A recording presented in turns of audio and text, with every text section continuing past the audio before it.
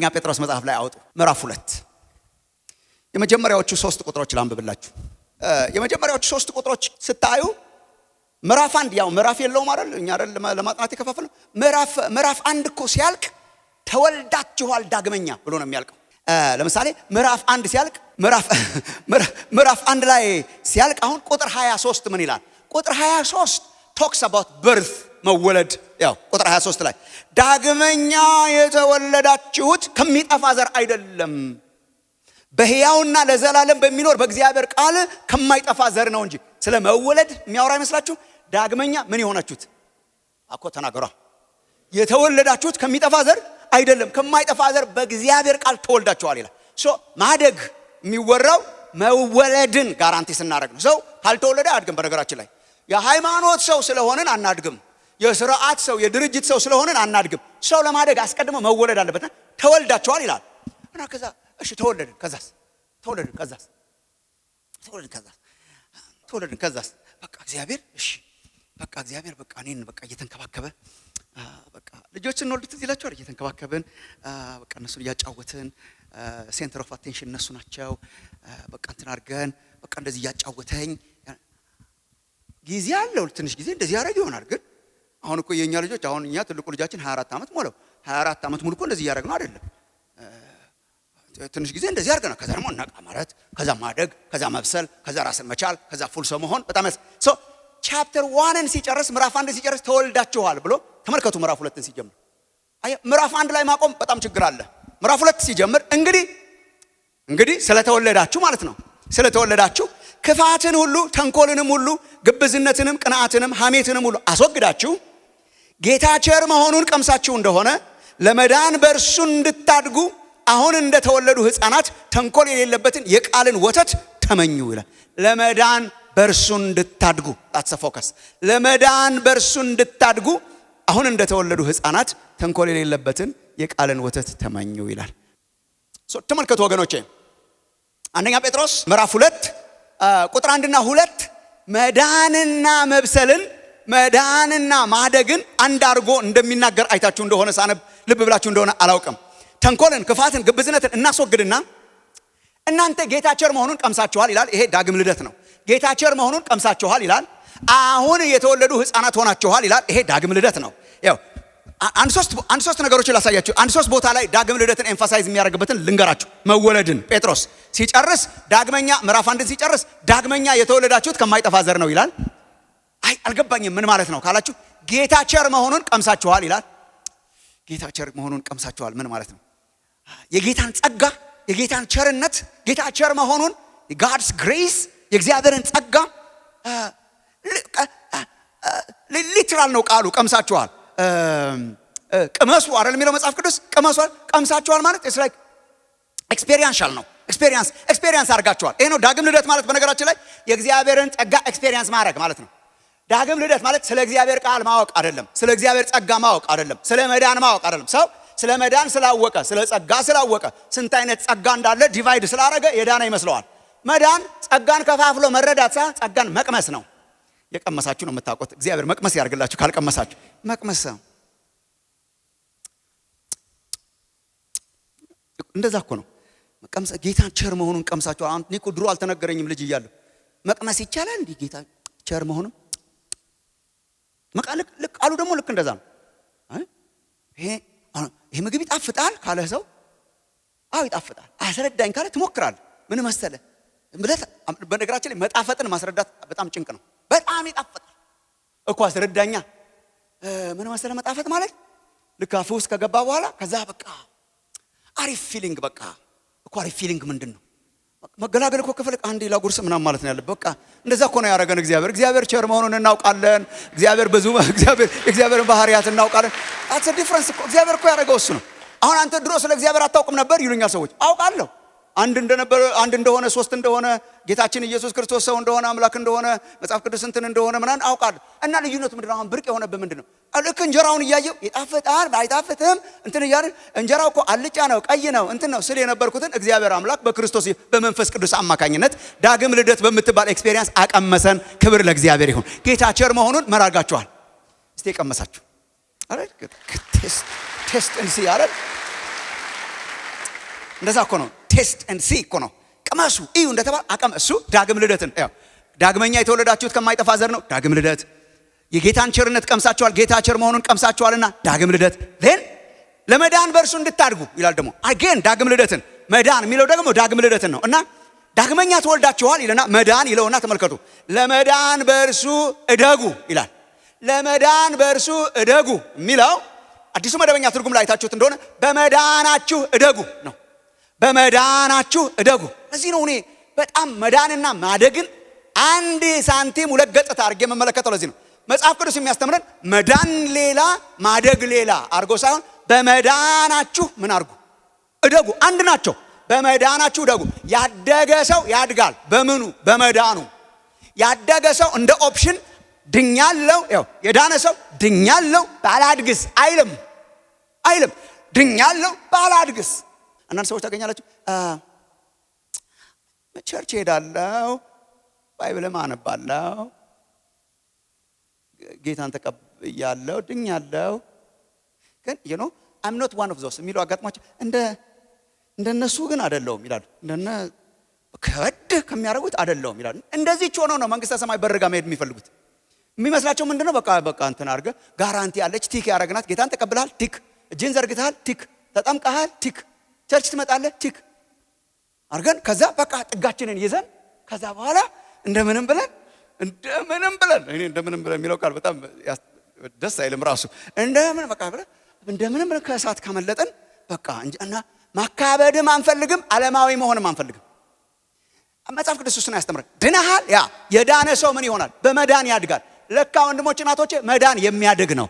መዳን የሚጨምር ነው። መዳን የሚበስል ነው። እሱ ነው መንፈሳዊ ብስለት ማለት። መንፈሳዊ ብስለት ምንድን ነው? አንድ ሰው ጌታ ኢየሱስን ተቀብሎ ባገኘው መዳን ኢን ፕሮሰስ ኢየሱስ ክርስቶስን እየመሰለ የሚመጣበት መንገድ ነው። የዳነ ሰው አንድ ጌታ ኢየሱስን የተቀበለ ሰው ከጊዜ ወደ ጊዜ ኢየሱስን እየመሰለ የሚመጣበትን ሂደት ነው ብስለት የምንለው። ሰው በጌታ ሲሆን ጌታን ተቀብሎ ዳግም ሲወለድ ምን ሆኖ ነው? ሕፃን ሆኖ ነው። ከዛ ምን ወደ መሆን ያድጋል? ልክ ኢየሱስን እየመሰለ ያድጋል። ልክ አሁን ያው የመብሰላችን መለኪያው ኢየሱስ ነው። ይሄ መጽሐፉን አንብቡ። በተደጋጋሚ የእርሱን መልክ እንድንመስል፣ ልጁን እንዲመስሉ፣ እርሱን እንድንመስል፣ የልጁን መልክ እንዲመስሉ። በጣም አዲስ ኪዳን በጣም ሪፒትድ ነው። የዳኑቱ የልጁን መልክ እየመሰሉ መምጣት ነው። ኢየሱስን ሰው እየመሰለ ሲመጣ ምን ይባላል? በሰለ ይባላል። እየበሰለ ይመጣል። ለዚህ ነው ማለቂያ የሌለው። ኢየሱስን እየመሰሉ መምጣት ማለቂያ ስለሌለው እየበሰሉ መምጣት ማለቂያ የለውም። አክቹአሊ መምሰል ነው። መብሰል ማለት መምሰል ነው። ማንን መምሰል? ኢየሱስን መምሰል ነው። እየመሰሉ መምጣት። ልጆቻቸው አሁን ማደጋቸውን አንዳንድ ጊዜ አባታቸው ጋር ጠጋ እያሉ እንደሚለኩት ማለት ነው። እስር ናቸው ግን ጠጋ ከዛ ጠጋ ይሉና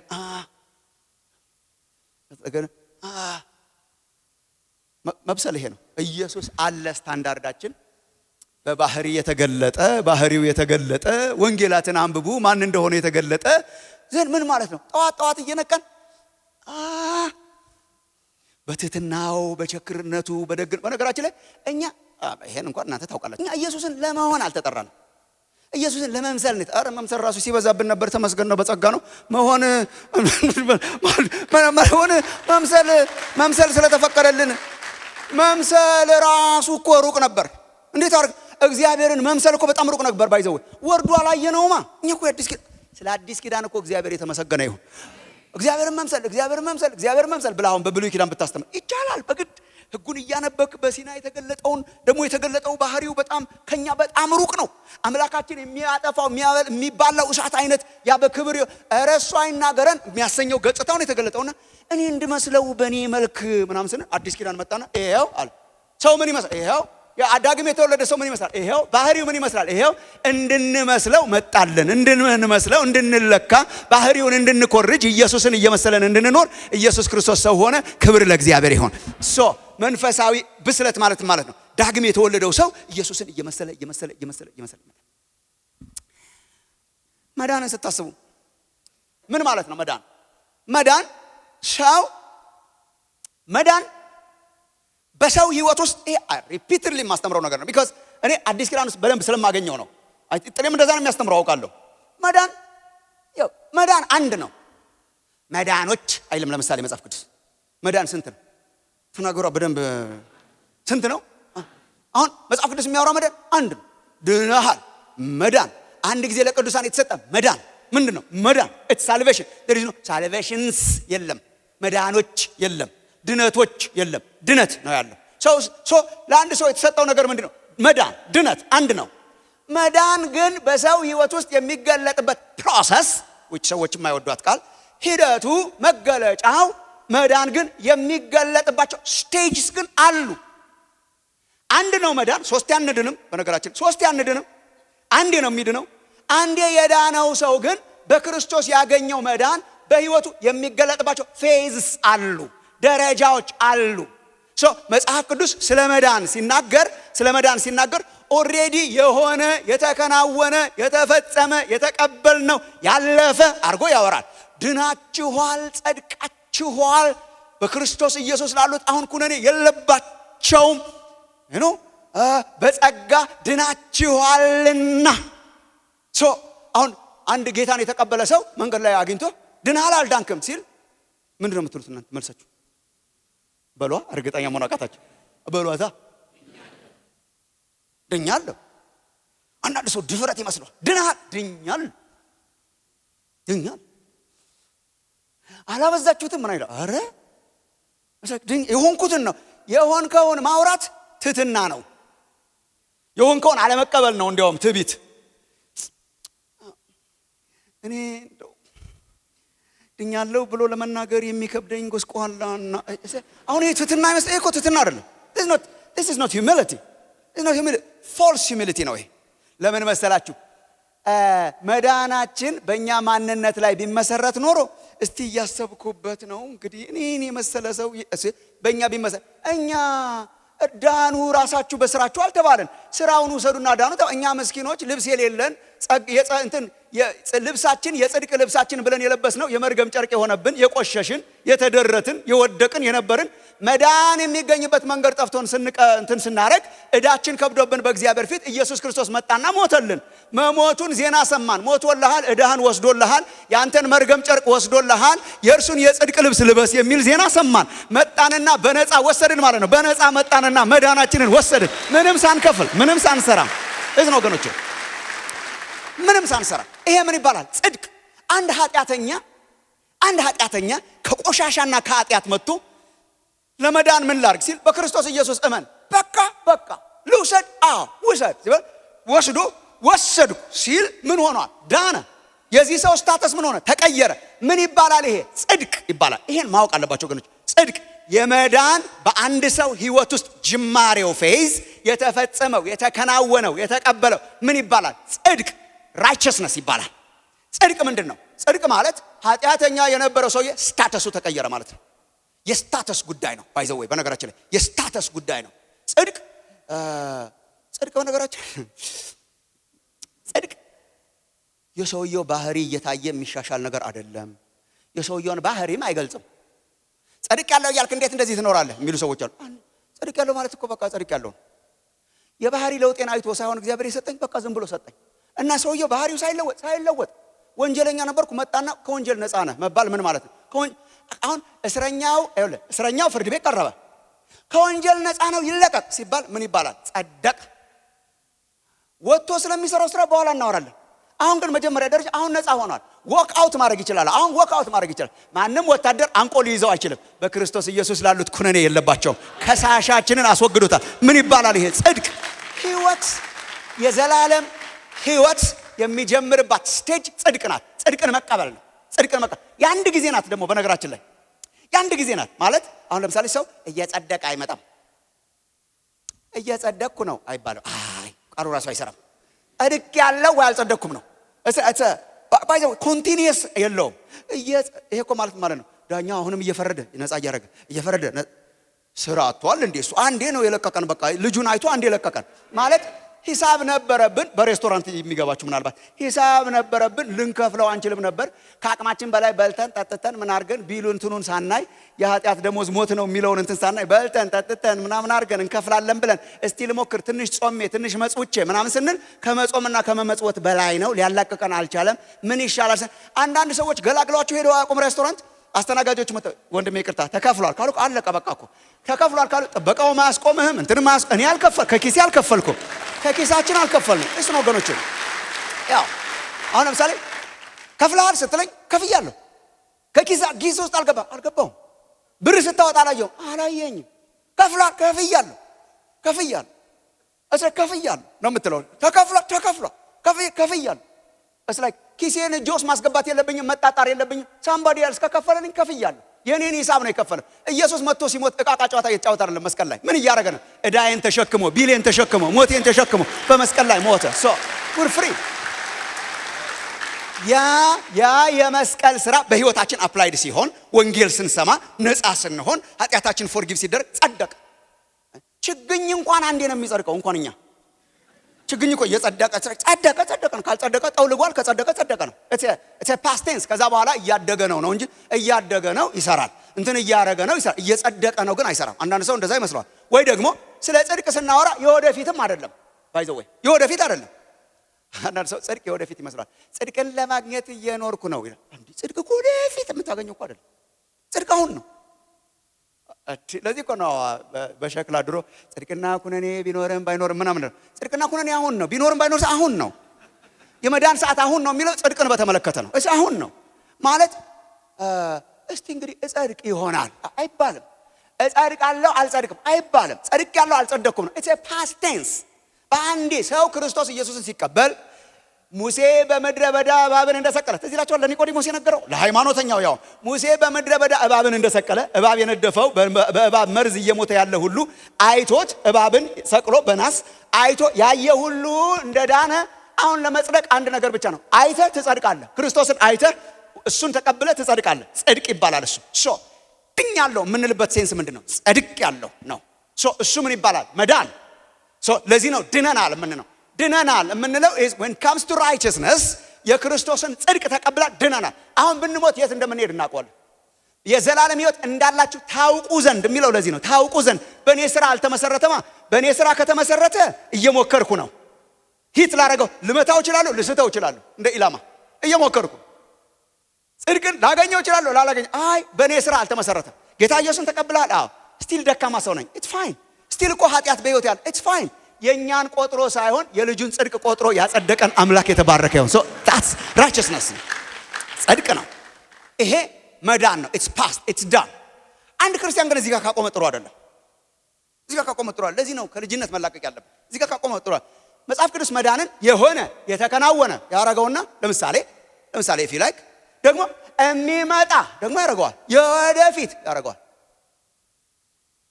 ይሄን አንብባችሁ ታውቁ እንደሆነ እንጂ መዳንን እኮ ነው መዳናችንን የሚመጣ የምንቀበለው የወደፊት ያረጋዋል። ሮሜ ምዕራፍ 13 ካመነበት ጊዜ ይልቅ ምናችን ተናገሯታ በጣም እንድትሏት ስለምፈልግ እኮ ነው። ካመነበት ጊዜ ይልቅ ምናችን መዳናችን ዛሬ ወደኛ ምን አድርጓል ይላል? ቀርቧል። ደግሞ ሮሜ መሆኑ አይገርማችሁም? መጽሐፍ ሮሜ ጸድቃችኋል፣ አብቅቷል፣ ተፈጽሟል፣ በልጁ በክርስቶስ ድናችኋል ሲል ቆይቶ በነገራችን ላይ ካመነበት ጊዜ ይልቅ መዳናችን ደግሞ ቀርቧል ይላል። እሺ ምናልባት አንደኛ ጴጥሮስ ገልጣችሁ ስለሆነ እዛ ላይ ላሳያችሁ። ተመልከቱ። አንደኛ ጴጥሮስ አሁን ለምሳሌ እስቲ ተመልከቱ ምዕራፍ 1 ላይ it's a beautiful picture። ተመልከቱ ምዕራፍ 1 ላይ ቁጥር 3 ኢየሱስ ክርስቶስ ከሙታን በመነሳቱ ለሕያው ተስፋና ለማይጠፋ እድፈትም ለሌለበት ለማያልፍም ርስት እንደ ምሕረቱ ብዛት ሁለተኛ የወለደን የጌታችን የኢየሱስ ክርስቶስ አምላክና አባት ይባረክ ይላል። ሁለተኛ ምን ያረጋል? የሚወልደን ሳይሆን ምን ያረጋል? የወለደን ጽድቅ። ሁለተኛ የወለደን የጌታችን የኢየሱስ ክርስቶስ አምላክና አባት ይባረክ። ይህም ርስት በመጨረሻው ዘመን እንዲገለጥ ዘንድ ለተዘጋጀ መዳን ዳግመኛ ተወልዳችኋል ብሎ በመጨረሻው ዘመን ይገለጥ ዘንድ ለተዘጋጀ መዳን በእምነት በእግዚአብሔር ኃይል ለተጠበቃችሁ ለእናንተ በሰማይ ቀርቶላችኋል ይላል። ዳግመኛ ተወልዳችኋል፣ ግን የተዘጋጀ መዳን ደግሞ በሰማይ ቀርቶላችኋል ይላል። ድኛለሁ፣ ግን የተዘጋጀ መዳን ደግሞ ይጠብቀኛል። ልክ ነው። አሁን ድኛለሁ፣ አሁን ጸድቄያለሁ፣ ብሞት የት እንደሚሄድ አውቀዋለሁ፣ የእግዚአብሔር ልጅ ሆኛለሁ፣ ግን ኮምፕሊትድ አልሆንኩም። ኮምፕሊትድ ስቲል ትግል አለ፣ ከኃጢአት ጋር ትግል አለ፣ ከአሮጌው ባህሪ ጋር ትግል አለ። ተሰርጠን የምንጠናቀቅበት ዘመን ደግሞ ይመጣል። እሱ የመዳን ፊውቸር ነው። የመጽሐፍ ቅዱስ አስተማሪዎች ክብረት ይሉታል፣ ግሎሪፊኬሽን ይሉታል፣ ቱ ቢ ግሎሪፋይ ይሉታል። ጸድቄያለሁ እከብራለሁ ነው ፒክቸር። ጸድቄያለሁ እከብራለሁ። በዚህ ስንቶቻችሁ ታምናላችሁ?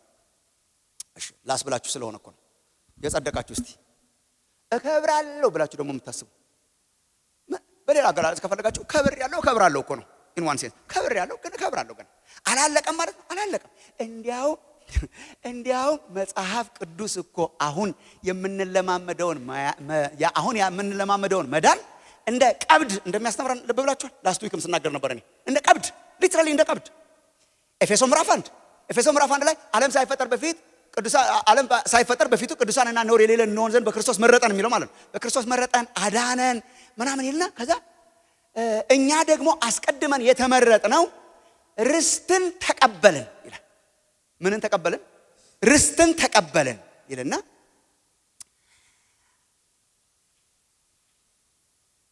ርስትን የተቀበልን እኛ ደግሞ አሁን የርስታችን መያዣ በሆነው መንፈስ ደግሞ አተመን። በመንፈስ ቅዱስ ታተመን ይላል።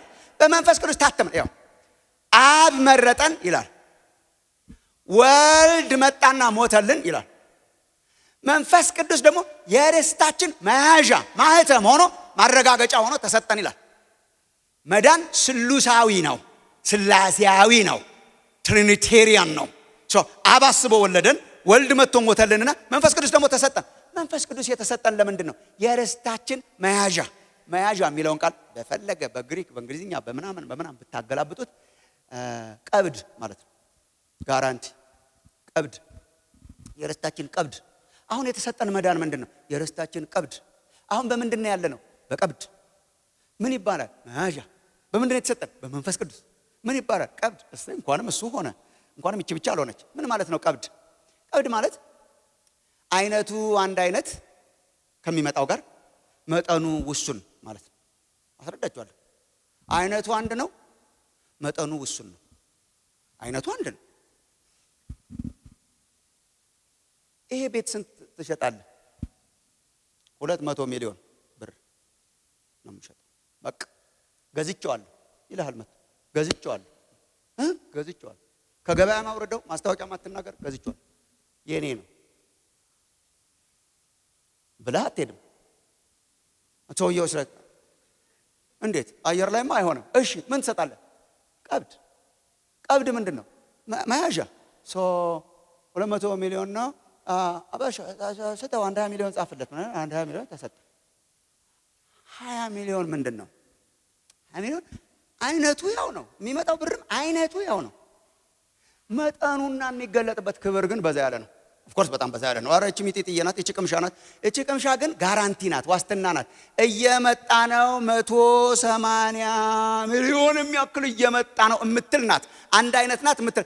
የሚመጣው ቅምሻ ናት፣ የሚመጣው መያዣ ናት፣ የሚመጣው መለማመጃ ናት፣ የሚመጣው ኤክሰርሳይዝ ናት። ለጊዜው ለአንዳንድ ነገር ናት፣ የሚመጣው ግን መገለጫ ናት። መዳናችንን አሁን ያለውን እንደዛ ድነናል። ጋራንትድ ነው፣ ተገዝቷል፣ ተሸጧል። በቃ የኔ ነው ብሏል እግዚአብሔር። ይሄ ሰውዬ ማን ነው? የኔ ነው። እና ለምንድን ነው የመረጥከው? ለዘላለም ህይወት። ምን ይመስላል የዘላለም ህይወት? ምንም መግለጥ አይቻልም። ቆይ ልነግርህ አልችልም። የዘላለም ህይወት ሰውየው ሲከብር ልነግርህ። ታዲያ ያንን ህይወት አሁን ትንሽ ቀብድ ምን በመንፈስ ቅዱስ። አሁን እኛ ያለን ሰላም እኮ የመሬት አይደለም። ዓለም የሚሰጣቸው አይነት አይደለም። ሰላማችን የመሬት አይደለም። ደስታችን የመሬት አይደለም እኮ ባይ ዘ ወይ። አሁን እኮ የዳነ ሰው ለዚህ እኮ ነው የምንሳሳተው። የዳነ ሰው አገራችን በሰማይ ነው የሚለው እኮ ለዚህ ነው። እንዴ ኢትዮጵያ ቁጭ ብዬ ይላል ሰው።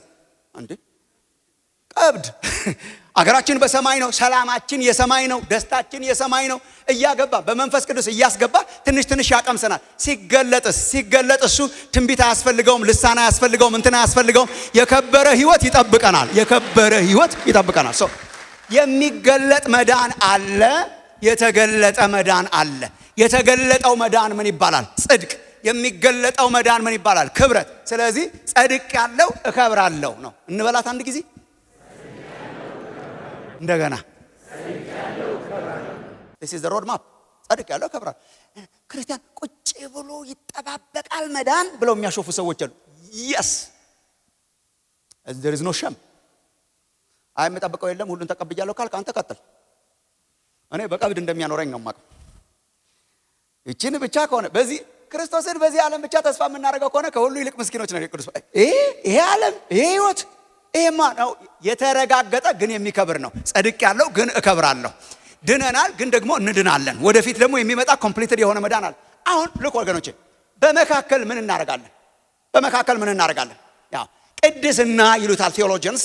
ያው የጸደቀ ሰው እየተቀደሰ እየተለወጠ ይኖራል፣ ዜን ይከብራል ነው። እሱ ነው መንፈሳዊ ብስለት። ጸድቀናል፣ እንበስላለን፣ እንከብራለን ነው። እየበሰልን በሌላ አገላለጽ ክርስቶስን እየመሰልን እንመጣና እንከብራለን። እሱ ነው በመዳናችሁ መዳግ። ያው አንደኛ ጴጥሮስ ምዕራፍ 2 ላይ በመዳናችሁ እደጉ ብሎ ከመዳን ጋር የማይነጣጥለው ለዚህ ነው ለማለት እኮ ነው ሁሉ ምዞረው። ከመዳን ጋር የማይነጣጥለው ማደግና መዳንን አይነጣጥለውም ጴጥሮስ። ተመልከቱ ወገኖች፣ I want you to see it። መዳንና ማደግን አይነጣጥለውም። ለመዳን በእርሱ እንድታድጉ ኦር በድነታችሁ እንድታድጉ ነው ቋንቋ። በመዳናችሁ እንድታድጉ ድናችኋል፣ yes ጸድቃችኋል፣ yes ግን በመዳናችሁ እንድታድጉ በሚያድግ መዳን ነው እግዚአብሔር ያዳነን። በሚያድግ በሚበስል መዳን ነው እግዚአብሔር ያዳነን። በመዳናችሁ የመብሰል ዘመን እግዚአብሔር ያርግላችሁ ነው። በቃ ሌላ ምንም አላላችሁ። ልጅነትን ተጸየፉ፣ አለመብሰልን ተጸየፉ። ደስ አይልም በመጽሐፍ ቅዱስ ራሱ እስከ ዛሬ ድረስ ልጅ ሆናችኋል ይላቸዋል ቆሮንቶሳውያን። እርስ በርስ ይከፋፈላሉ፣ ቴዎሎጂያቸው ግራ የተጋባ ነው። እናርግ የሚሉትና ጳውሎስን የሚጠይቁት ነገር ልነግራችሁ አልችልም። የልጅ መጫወቻ ነው። ጳውሎስ ምን አለበት ቤተ ጣዖት ሄደን ብንጫወት ብንበላ ብንጠጣ? ጳውሎስ ምን አለበት ጋለሞቶች ጋር ሄደን ብንገለሙት? ጳውሎስ ምን አለበት ሜዳ ላይ ብንዳኝ ክርስቲያኑን እየከሰስን? ምን አለበት ነፃ አይደለንም ወይ? እና ጳውሎስ ሲያይ ይሄ የሕፃንነት ባህሪ ነው። ሕፃናት የምታውቋቸው እና ሕፃናት ያላችሁ ታውቃላችሁ። እኔ ላስት ዊክም ስናገር ነበር። የወላጆች አፍ መፍቻ ቋንቋ ምን እንደሆነ ታውቃላችሁ? የልጆች አሁን የወላጆች 4 ልጆች ስላሉን እኛ ታውቁታላችሁ። የወላጅ አፍ መፍቻ ቋንቋ የመጀመሪያ ወላጅ ሲወልድ አፍ መፍቻ ቋንቋ ተው ነው። ተው ተው። ምክንያቱም ሁሉን መንካት ያምረዋል ሕፃን እና ቋንቋችን ስቶፕ ኢት በእንግሊዝኛ ስቶፕ እንትኑን ማዘራ አፈር መብላት ይፈልጋሉ። ትይዛል ተው ምን ያሳይ? የሕፃንነት ሕፃን ናቸው። እንዲያውም ለመከልከል ብለን አንዳንድ ጊዜ እንዳይደርሱበት አደገኛ ነገሮችን ሕፃናት ያሉበትን ቤት እኔ ብታስገቡኝ አውቀዋለሁ። በመገለጥ ሳይሆን በልምምድ እውነት አይ ነው። በምን ታውቃለህ ያላችሁ እንደሆነ አደገኛ ነገሮች፣ ተሰባሪ ነገሮች፣ ሕፃንን የሚጎዱ ነገሮች በሙሉ ከፍ ብለው ተሰቅለዋል ከነበሩበት ቦታ። ቲቪው እላይ ደርሶ እንደዚህ ብለን የምታየው እንዳይደርሱበት ቲቪው ከፍ ብሏል። ፎቶግራፎች ከፍ ብለዋል። ሁሉ ነገር ከፍ ብሏል እንዳይደርስበት። ከደረሰበት ማት ነገር ስለሚያደርግ ማለት ነው። የምን ምልክት ነው? የልጅነት ጳውሎስ ላይ ሕፃንነት እስካሁን ሕፃናት ናቸው። መብሰልን በምን እንደምታውቀው ታውቃለህ? መብሰል ስትደርስበት አያምርህም። ተው ይቆማል። አሁን ልጆቻችን ይመዘዝ አሁን ቲቪውን ሰቅለን እንትኑን ሰቅለን እንዳይደርሱበት ሳናስበው ይመዘዛሉ እና ይደርሱበታል። መድረስ ሳይሆን ያልፉታል። እንደዚህ ያዩታል። ተመዘዝ ባይዛታይ መፍራት የለብህም። ቢደርሱበትም አያምራቸውም። ምን ሆነዋል? በስለዋል። መብሰል በክልከላ ሳይሆን አምሮትህን የሚዘጋው ማለት ነው። ለሌላ ነገር አምሮትህን እግዚአብሔር ለሌለበት አምሮትህን የሚዘጋ በእንደዚህ አይነት ህይወት እግዚአብሔር ይባርካል። ይኸው በእንደዚህ ተው አትተው በመከላከል ህይወት መኖር እሱ ልጅነት ነው፣ ሕፃንነት ነው። ሰው ጳውሎስ እነኛን ምልክቶች ሕፃናት ናችሁ፣ ገና በመጣው ጊዜ ወተት ጋትኳችሁ። አሁንም እሱ ነው የሚያስፈልጋችሁ። የዕብራውያን መልእክት ጸሐፊዎች የዕብራውያን መልእክትም እኮ አሁን ዕብራውያን እየተማራችሁ ስለሆነ ምዕራፍ 5 ምናምን ሲደርስ እኮ ሪሊ ጸሐፊው ይበሳጫል። እንዴ አሁንም ይሄ ነው እንደሚያስፈልጋችሁ? እንዴ አሁንም ወተት ነው ወይ የሚያስፈልጋችሁ? ከሕፃንነት ህይወት የምንወጣበት ዘመን እግዚአብሔር ያርግልን። የኢትዮጵያ ክርስትና በቆዳ ስፋት ሰፍቷል ብዬ አምናለሁ። እኔ ትንሽ ሆነን ስለማውቅ ሰፍቷል። የሰው ቁጥር በስቷል። አዳራሾችን ሞልተናል። ክብር ለእግዚአብሔር ይሁን። ይሄ ያልነበረበት ጊዜ ስለነበረ አሁን ምን ያስፈልገናል ካል ይሄን የሚያክል ሰራዊት ደግሞ ከበሰለ እቺ ምድር ሌላ ትሆናለች እና ቁጥራችን እየበዛ እየበሰልን የምንመጣበት ዘመን በሞራል ክርስቶስን እየመሰለን በመምጣት የምንበስልበት ዘመን እግዚአብሔር ያርግልን። ጸድቀናል። ይሄ ነው መዳን። እንከብራለን፣ በመሃል እንበስላለን፣ እየበሰልን እንመጣለን የሚል ነው። በቃ ሌላውን ራሳችሁም ልታዩት ትችላላችሁ። አንድ ነገር ብቻ ትንሽ ኤምፋሳይዝ አድርጌ እጨርሳለሁ ዛሬ ማታ። እሺ ልክ ነህ። ማደግ አለብን፣ መብሰል አለብን፣ ክርስቶስን እየመሰልን መምጣት አለብን። እንዴት ነው የሚታደገው? what do we do? ብዙ ነገሮች አሉ እዛ ውስጥ የጻፍኳቸው። አንዱን ብቻ ልንገራችሁ። ማደግ የሚያሳድገው እግዚአብሔር ነው። በነገራችን ላይ ይሄን ምንም ለመጻፍ ሞክሬያለሁ። የሚያሳድገው እግዚአብሔር ነው። የሰው ጥረት አያሳድግም። መጀመሪያ ድገፍ ማለት ያለብን በእግዚአብሔር ነው። እኔ ተከልኩ፣ አጵሎስ አጠጣ፣ እግዚአብሔር ምን ያደርግ ነበር? ያሳድግ ነበር። የሚያሳድገው እግዚአብሔር ነው። ክብር ለእግዚአብሔር ይሁን። ጌታ ኢየሱስም ሲናገር ዮሐንስ ወንጌል ምዕራፍ 15 ላይ እውነተኛ የወይን ግንድ እኔ ነኝ፣ ገበሬውም ማን ነው አለ? አባቴ ነው። በእኔ ያለውንና ፍሬ የማያፈራውን ቅርንጫፍ ያስወግደዋል፣ ግን ፍሬ የሚያፈራውን ደግሞ አብዝቶ እንዲያፈራ ይገርዘዋል ይላል። ይቆርጠዋል ግን ይገርዘዋል። የሚንከባከብ፣ የሚገርዝ፣ የሚያስተካክል፣ የሚያሳድግ፣ የሚያበላ፣ የሚያጠጣ የወለደን አባታችን አሳዳጊ አባት ነው። የወለደን አባታችን ያሳድገናል። ማሳደግ የማን ስራ ነው? የእግዚአብሔር ስራ ነው። የሰውን ጥረት ያስወግዳል ወይ? አይ የሰውን ጥረት ግን አያስወግድም። እግዚአብሔር ያሳድጋል ብለህ ብትተኛ እግዚአብሔር ያሳድጋል፣ ግን የሚያሳድገው በእኛ ሞቲቬሽን ነው። ዝም መስላላችሁ የገባችሁ እንደዚህ ስላላላችሁ ያው አገን ስለ ልጆች አሁንም ልጅን የሚያሳድገው ማን ነው? እስቲ በሏታ እውነት ይሄን የምናውቀው ለምንድን ነው ያላችሁ እንደሆነ እየተንከባከቡ መከራ እየበላን እየለፋን እያሳደግን እያበላን እያጠጣን እያሳከምን የማይሆንበት ጊዜ አለ። እግዚአብሔር ይጠብቃችሁ። እንደማይሆንበት እኛ እየለፋን ግን የማይሆንበት ጊዜ አለ። ያን ጊዜ ለካ እግዚአብሔር ነው ልጅን። አንዳንዱ ልጅ መንገድ ላይ ምናምን ሆኖ እንክብካቤ ሳያገኝ ተዋ ብሎ ያድጋል። አንዳንዱ ልጅ እየተንከባከብ ነው ደግሞ ይቸገራል። ይሄ ምን ያሳያችኋል? ማደግ ተአምር ነው። ማን ነው የሚያደርገው? እግዚአብሔር ነው። እዴ ነው እንዴ ቢላውን አዲስ ወላጅ እግዚአብሔር ነው የሚያሳድገው። በቃ ብሎ ባለቤትን በቃ እንብላን ጠጣኛ ደስ ይበለን በቃ እግዚአብሔር ነው የሚያሳድገው። ይሄ ነው እግዚአብሔር ነው። አይ እግዚአብሔር እኮ የሰውን ዲሲፕሊን አስወጋጅ አምላክ አይደለም። ይሄማ ምትሃት እኮ ነው። በጣም ብዙ ጴንጤ ምትሃታዊ አሰራር ይወዳል። ከፕሮሰስ ይወጣ ሂደት የሌለው ድንገት አሁን የሆነ ነገር ቢሆን እልል አትሉ? ጉባኤው ራሱ የሚደምቀው ድንገት ሳምቲንግ ሲሆን፣ ግን እኮ እግዚአብሔር ሲሰራ ሁሉ ድንገት እኮ መሆን የለበትም። ድንገት የሚያደርጋቸው ጣልቃ ገብነቶች አሉ። ግን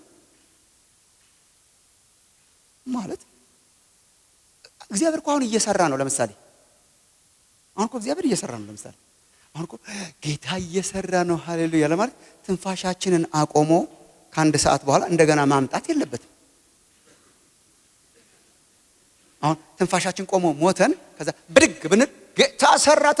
አሁንስ እየሰራ አይደል? አሁን ሙታን እኮ ነን። ኦልሞስት ስታየው ህይወታችን እኮ አፍንጫችን ውስጥ ያለ ነው። የሆነ ነገር እያደረገ ውስጣችን ተኝተን እንኳን እየሰራ እግዚአብሔር የፕሮሰስ አምላክ።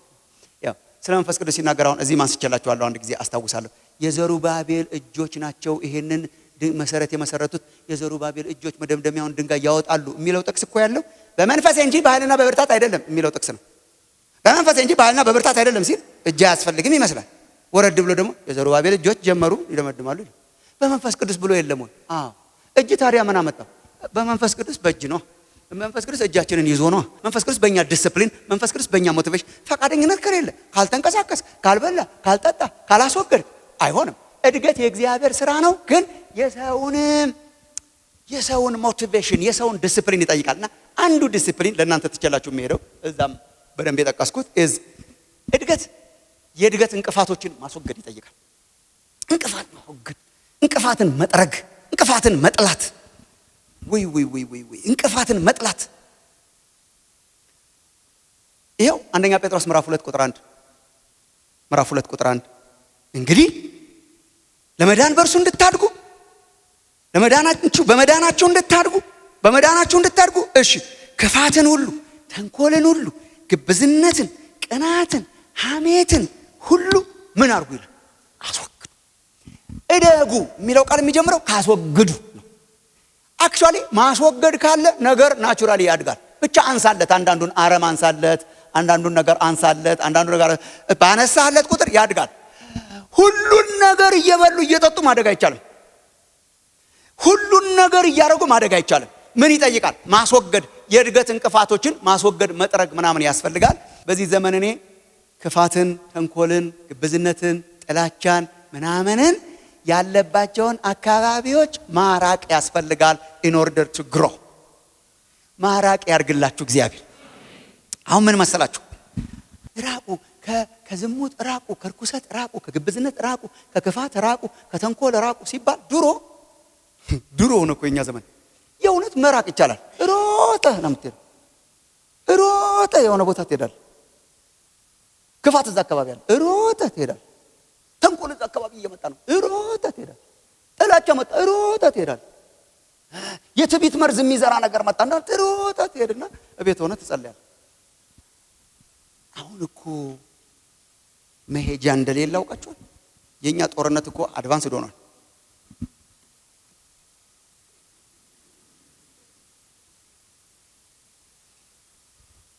ከመገኘትሽ ወዴት ትሄዳለሁ? ለአንዳንዶቻችን እኮ እንደዛ ሆኗል እኮ።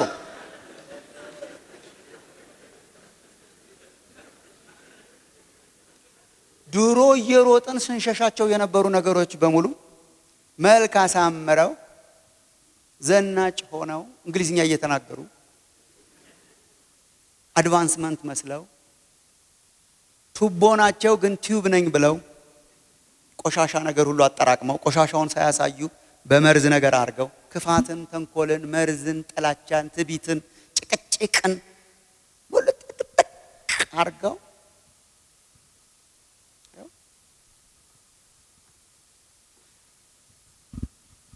በአንደኛው ክፍለ ዘመን አሁን በእኛ ዘመን የብዙ ክርስቲያኖችን መንፈሳዊ ህይወት ያቀጨጨው ምንድን ነው?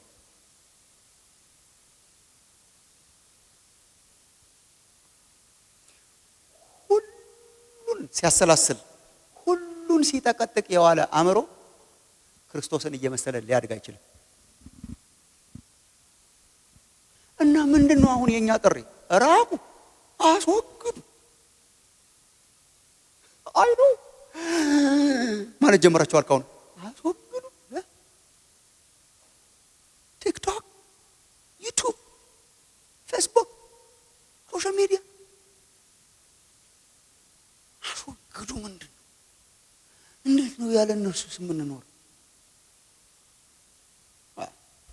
ያለ እነርሱ ኑሩ፣ ፋራ ሁኑ፣ ምንም አትነካኩ፣ ምንም አትግቡ። እንዴት ልላችሁ እችላለሁ እኔ ስራሴ እና እናንተ ራሱ ስታስቡት እንዴት አይቻላል? እሱ መሆንም የለበትም። ሲሆን እግዚአብሔር በረዳን መጠን እንድንዋጀው ነው የተጠራ ነው። ዘመንን ዋጁ ነው እንጂ ጥላችሁ ትሩጡ አልተባልንም። ቱቡ እኔ ቱብ እያልኩ ነው ሳወራ፣ ቱቦ እያልኩ ሳወራቸው ነው ደስ የሚለኝ። ዩቲዩብ የሚለው ለምሳሌ